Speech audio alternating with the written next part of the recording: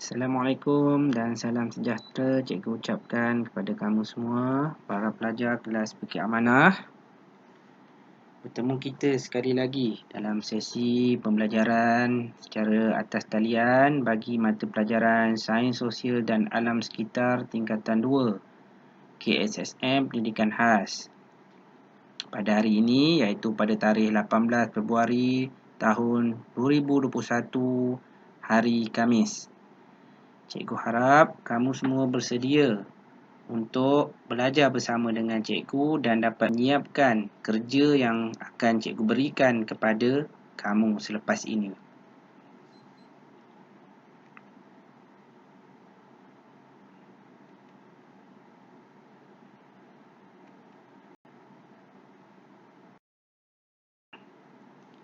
Pada hari ini kita akan belajar masih lagi dalam bab 1 iaitu manusia, dan kita telah sampai ke subtopik yang terakhir iaitu corak peringkat tumbesaran manusia.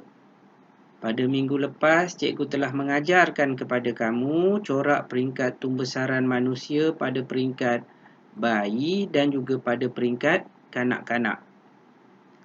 Jadi pada hari ini, cikgu akan mengajarkan kepada kamu corak peringkat tumbesaran manusia pada peringkat remaja dan juga dewasa. Jadi apa akan kamu dapat pada hari ini? Pada akhir pengajaran ini, kamu semua akan dapat menyatakan corak peringkat tumbesaran manusia ketika remaja dan dewasa. Dan yang keduanya, menjelaskan hubung kait peringkat tumbesaran manusia dari segi saiz, tinggi dan juga berat badan.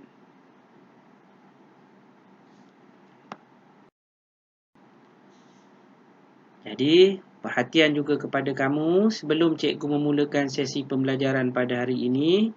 Pastikan kamu semua mempunyai lembaran kertas modul nota dan latihan yang telah cikgu serahkan kepada kamu semua semasa sesi pengambilan modul tempoh hari oleh ibu bapa kamu.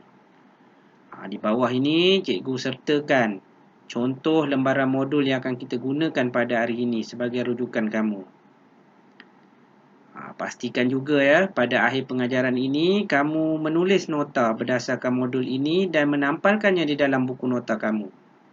Dan pada akhirnya ada satu latihan cikgu berikan kepada kamu. Sangat mudah.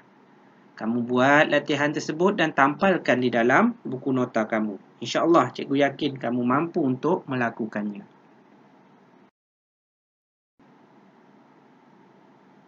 Baik, kita mulakan pembelajaran kita pada hari ini. Corak peringkat tumbesaran manusia ketika remaja. Siapakah remaja itu? Kamu sekarang berada dalam usia remaja. Jadi, remaja ini ia bermula daripada usia 13 tahun sehingga usia dia 20 tahun. Jadi, tumbesaran remaja ini pastilah bermula daripada usia 13 tahun sehingga umur kamu mencapai 20 tahun. Namun demikian, terdapat perbezaan pertumbuhan di antara seorang remaja lelaki dengan seseorang remaja perempuan. Pada peringkat remaja ini, tumbesaran remaja lelaki adalah lebih lewat daripada remaja perempuan. Di sini cikgu ada menyediakan satu gambar rajah bagi memperincikan berkenaan dengan perbezaan ketinggian dan berat badan antara lelaki dan juga remaja perempuan. Di sini ada seorang remaja lelaki yang bernama Satis. Tingginya adalah 141 cm sehingga 191 cm. Di sebelahnya pula ada seorang remaja perempuan yang bernama Lisa. Ketinggian Lisa adalah daripada 152 cm sehingga 176 cm. Kalau kita melihat daripada gambar rajah ini, kita dapat melihat bahawa terdapat perbezaan di antara seorang remaja lelaki dan seorang remaja perempuan. Tetapi, kenapa dikatakan tumbesaran remaja lelaki adalah lebih lewat daripada remaja perempuan? Sedangkan di dalam ini kelihatan remaja lelaki ini adalah lebih besar daripada remaja perempuan. Dan ketinggian remaja lelaki ini juga adalah lebih tinggi daripada remaja perempuan. Baik, cikgu akan menjawab persoalan ini pada slide yang seterusnya. Jadi kenapa terdapat perbezaan di antara tumbesaran fizikal remaja lelaki dan perempuan? Perkara ini adalah lumrah kerana peringkat mencapai usia akil baligh bagi seorang remaja perempuan adalah lebih awal daripada remaja lelaki. Sebagai contoh, seseorang remaja perempuan itu mungkin boleh mencapai usia akil balighnya sekitar usia 9 tahun sekiranya telah keluar ataupun telah didatangi oleh haid. Manakala bagi seorang remaja lelaki, peringkat akil balighnya adalah sedikit lewat, sehinggalah ia mengalami proses keluar air mani. Baik, kebiasaannya usia bagi seorang lelaki mencapai usia akil baligh ini adalah sekitar usia 13 tahun sehingga 17 tahun. Jadi, pada peringkat awal akan didapati ketinggian remaja perempuan dalam usia 13 hingga 15 tahun akan lebih pantas daripada remaja lelaki. Kita boleh lihat kebiasaannya pada peringkat ini remaja perempuan lebih tinggi ataupun lebih besar daripada remaja lelaki.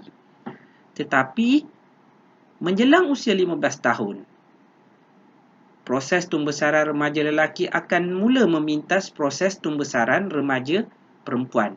Pada peringkat inilah akan kelihatan lelaki lebih tinggi dan lebih besar daripada remaja perempuan. Ada juga sebab kenapa hal ini berlaku. Baik, mari kita lihat. Hakikatnya, ketinggian seorang remaja lelaki akan terus berlanjutan sehingga usianya mencapai ke angka 21 tahun. Ini bermakna dalam usia kamu sekarang 15, 16, 17, 18, 19, 20, 21 tahun bagi seorang lelaki, dia akan terus meninggi. Sehinggalah ia akan berakhir pada usia ia 21 tahun. Manakala bagi seorang remaja perempuan pula, perkembangan ketinggiannya akan terhenti apabila seseorang itu menjejak ke usia 17 tahun. Ini bermakna apabila seorang remaja perempuan itu mencapai usia 17 tahun, ketinggiannya akan berhenti. Ketinggian terakhirnya ketika berusia 17 tahun itulah ketinggiannya sehingga dia mencapai usia tua dan meninggal dunia.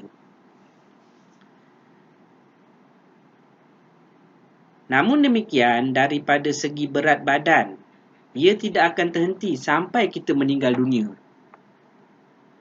Semakin banyak kita makan, maka bertambahlah berat badan kita. Boleh menjadi gemuk.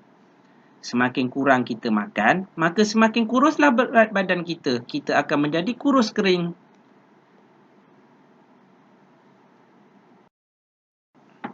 Sekarang kita masuk pula kepada corak peringkat tumbesaran manusia ketika dewasa. Manusia akan mencapai peringkat dewasa apabila ia berumur 21 tahun. Sekarang kamu belum dewasa lagi, kerana kamu masih lagi dalam peringkat remaja. Pada peringkat ini, kadar pertumbuhan manusia dari segi saiz, tinggi dan berat badan adalah perlahan berbanding peringkat sebelum ini. Setelah cikgu jelaskan kepada kamu bahawa ketinggian kamu sudah berakhir pada usia ini, kamu tidak akan boleh menjadi tinggi lagi. Tapi berat badan kamu boleh bertukar menjadi gemuk ataupun kurus, sekiranya kamu makan dengan banyak atau kurang. Jadi pada peringkat ini, kamu perlu memiliki BMI yang ideal. Apa yang dimaksudkan dengan BMI? BMI itu dalam bahasa Inggeris bermaksud Body Mass Index. Jadi, bagaimanakah cara kita untuk mengukur BMI badan kita? Baik, sekarang cikgu ada menyediakan seorang lelaki yang bernama Encik Jamil. Mari kita mengira BMI Encik Jamil. Encik Jamil ini berusia 40 tahun. Dia mempunyai ketinggian 180 cm.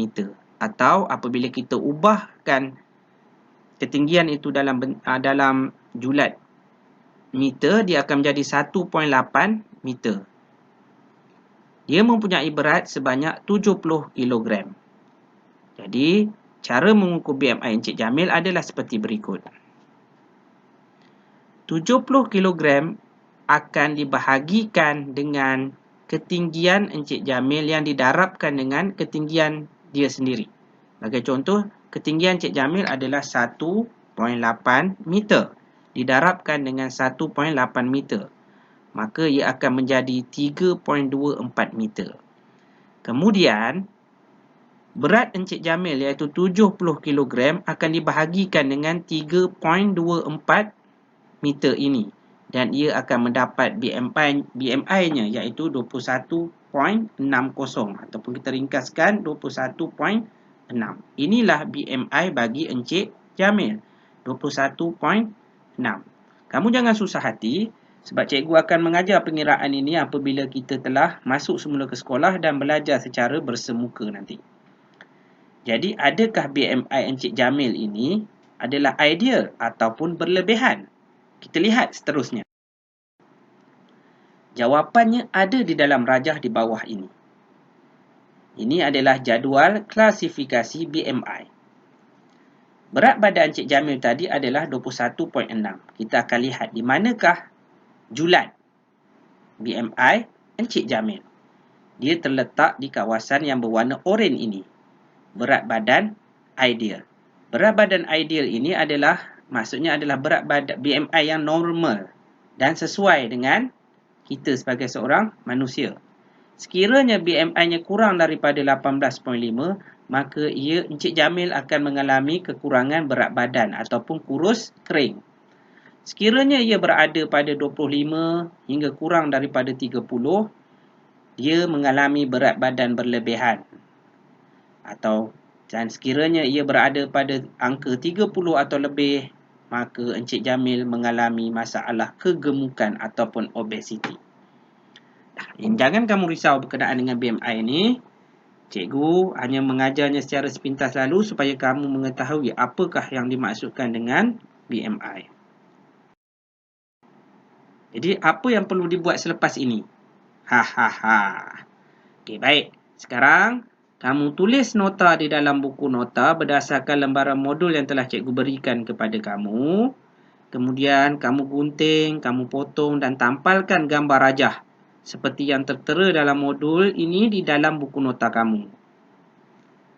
Kemudian, siapkan latihan, kemudian potong dan tampalkan di dalam buku nota. Latihan ini sangat mudah. Cikgu tak tahulah kalau kamu salah juga, nanti cikgu denda kamu nanti. Dan yang terakhir, pastikan kamu menulis hari dan tarikh pada ruangan atas, kiri dan kanan helaian buku nota kamu. Pastikan kamu melakukan apa yang telah cikgu terangkan kepada kamu. Dan pastikan kamu melakukannya dengan kemas. Tampal dengan betul dan jangan comot. Okey, sekian dahulu pengajaran pada hari ini. Jumpa lagi pada sesi pengajaran akan datang. Cikgu harap kamu semua sihat sejahtera dan terhindar daripada gangguan penyakit yang berbahaya seperti ancaman COVID-19 ni. Jadi cikgu harap kamu semua jaga diri kamu elok-elok dan jumpa lagi pada sesi pengajaran akan datang. Cikgu akhirinya dengan ucapan Assalamualaikum warahmatullahi wabarakatuh. Jumpa lagi insya-Allah.